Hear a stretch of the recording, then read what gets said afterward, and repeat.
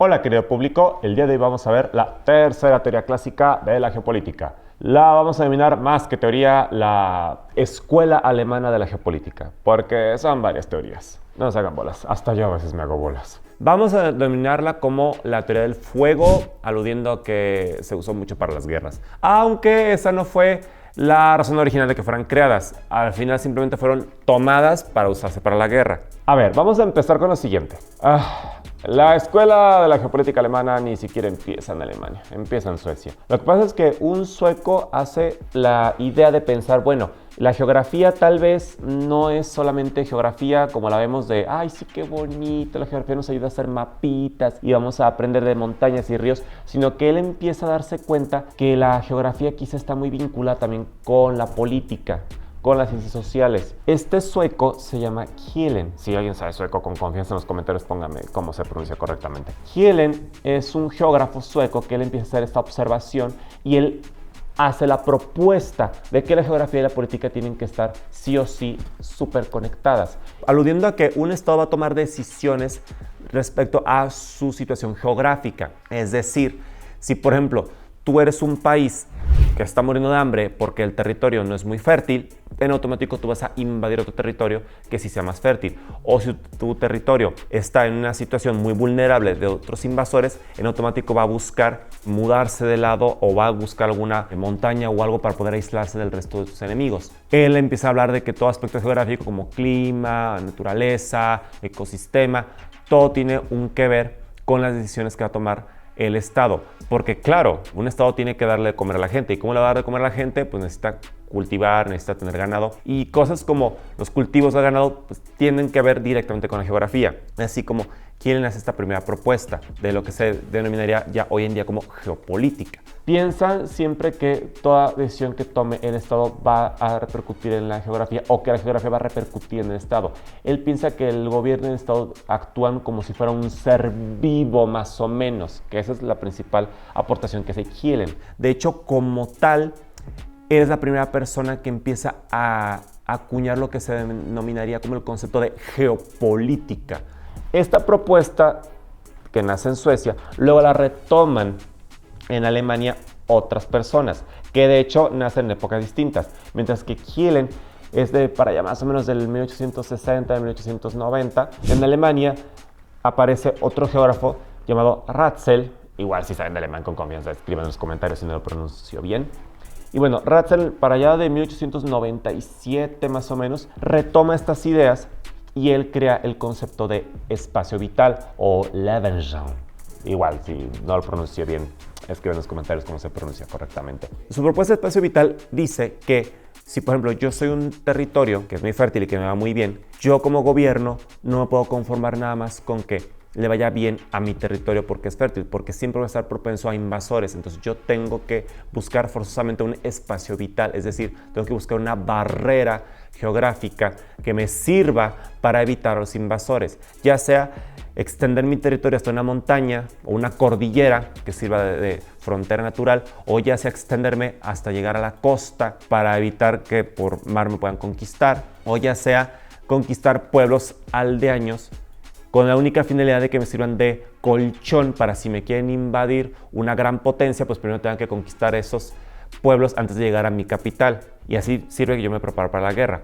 Este concepto de espacio vital luego lo retomarían más adelante para cuestiones bélicas. Bueno, estamos hablando de 1897 en Alemania. Pasan muchos años, pasa la Primera Guerra Mundial. Como ustedes ya sabrán, Alemania pierde la Primera Guerra Mundial y ante esta derrota es que empieza a surgir varias preguntas sobre, pues cómo lo hubiéramos hecho para haber ganado, o cómo le vamos a hacer para hacer una nueva potencia mundial otra vez.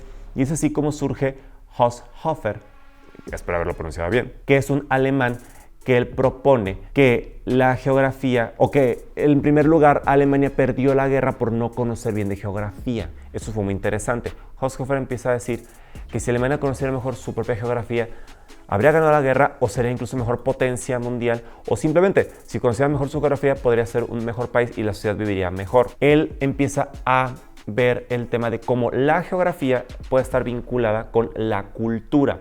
Así como Kielen vincula la geografía con la política, Haushofer vincula la cultura con la geografía. Él dice que, por ejemplo, Alemania no es la Alemania como la conocemos hoy en día. Alemania como tal es un invento reciente, o las fronteras alemanas actuales son algo reciente. Si ponemos en varios mapas cómo lucía el Sacro Imperio Romano Germánico, con cómo lucía el Imperio Carolingio, con cómo lucía el Imperio Alemán de la época de Bismarck, con cómo lucía la Alemania después de la Primera Guerra Mundial, pues vamos a darnos cuenta que no coinciden mucho las fronteras. Incluso la Prusia, que en su momento es la que después daría inicio al Imperio Alemán, pues no tiene nada que ver la Prusia con la Alemania de aquel entonces. Incluso si ponemos en un mapa la Prusia de aquel entonces con la Alemania actual, nos vamos a dar cuenta que ni siquiera coinciden las fronteras. Entonces, él empieza a preguntarse, bueno, ¿qué es lo que hace a una persona alemana ser alemana? Él empieza a vincular eso con la geografía y dice, es que ¿cómo hacemos que este territorio, vamos a decir, ay, sí, ese territorio es alemán? Bueno, ¿y qué es lo que lo hace alemán?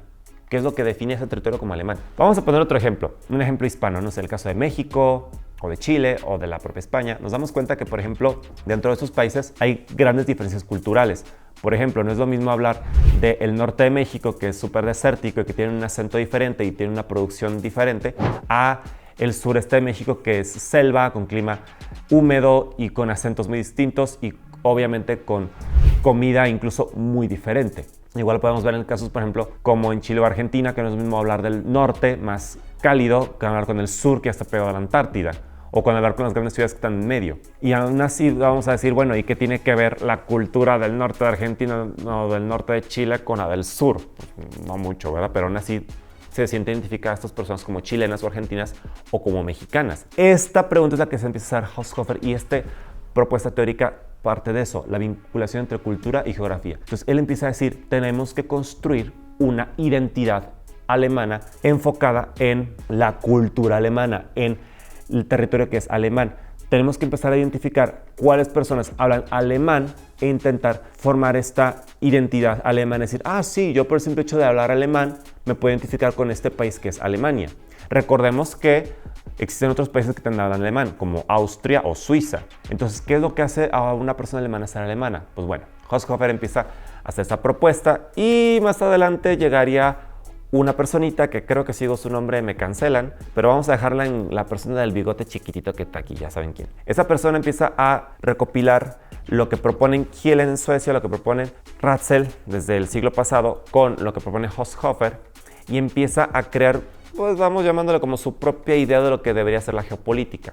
Él empieza a vender esta idea de que tenemos que crear una identidad alemana en la cual todas estas personas de este territorio se sienten identificadas como alemanas. Necesitamos enaltecer este nacionalismo alemán al punto incluso que empieza a fomentar las invasiones a otros territorios que también hablaban alemán. Caso muy concreto, la anexión de Austria a Alemania, que dicho sea de paso, muy pocos países se opusieron.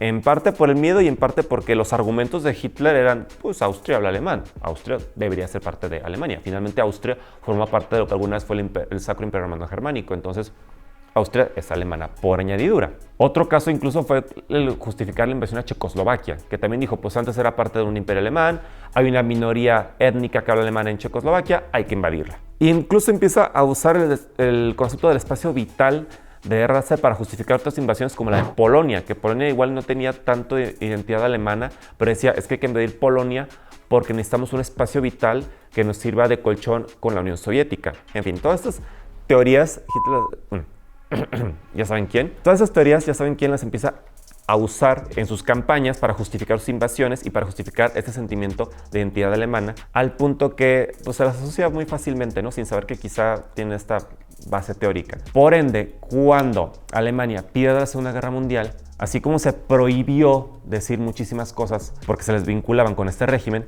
pues aunque ustedes no lo crean, también a la palabra geopolítica se le prohibió porque en automático se la asociaba con algo de ese régimen. Es decir, hubo como 10 años en los cuales cualquier persona que fuera sorprendida diciendo esa palabra se la asociaba en automático con alguien creyente del régimen de este señor. No fue sino hasta como 10 años después que Estados Unidos, contratando a muchos alemanes, en plena Guerra Fría se da cuenta que necesita desarrollar una escuela que se pueda predecir sobre qué territorios vamos a defender o cuáles no del avance comunista o cómo vamos a frenar este avance comunista usando puntos estratégicos. Entonces, al tener esta necesidad de vincular su política exterior con la geografía internacional, es que empiezan a darse cuenta que la palabra geopolítica en realidad no es una palabra mala o no es un invento solamente de los alemanes, sino que en realidad es una disciplina que se puede usar activamente, obviamente para temas bélicos, pero también para otros motivos.